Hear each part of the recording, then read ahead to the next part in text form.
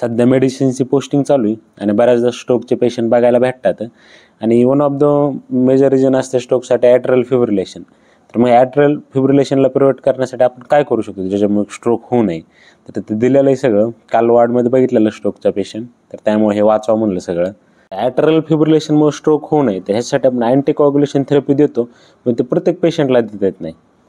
जर फक्त इथं बघा दिलेलं आहे मिट्रल स्टेनोसिस असेल किंवा हायपरट्रॉफिक कार्डिओमायोपॅथी असेल किंवा हिस्ट्री ऑफ स्ट्रोक असेल तर त्या पेशंटमध्ये आपण देतो समजा अँटीकोअग्युलेशन थेरपी.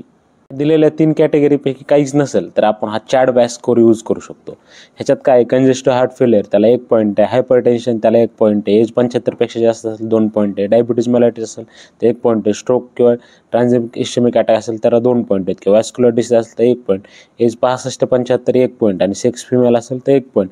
हा स्कोर तुमचा 2 किंवा त्याच्यापेक्षा जास्त असेल तर अँटीकोअग्युलेशन थेरपी आपल्याला द्यावाच लागते. कळालं तुम्हाला चॅड बॅक स्कोर कधी यूज करायचा आणि त्याचा यूज आपल्याला prevention of stroke in cases of atrial fibrillation. तर मायट्रल स्टेनोसिस असेल, हायपरट्रॉफिक कार्डिओमायोपॅथी असेल किंवा हिस्ट्री ऑफ स्ट्रोक असेल तर द्यायचीच थेरपी अँटीकोअग्युलेशन. आणि ह्याच्यापैकी काय नसेल तर स्कोर 2पेक्षा जास्त पाहिजे अँटीकोअग्युलेशन. आणि ते कसं कॅल्क्युलेट करायचं चॅड बॅक स्कोर.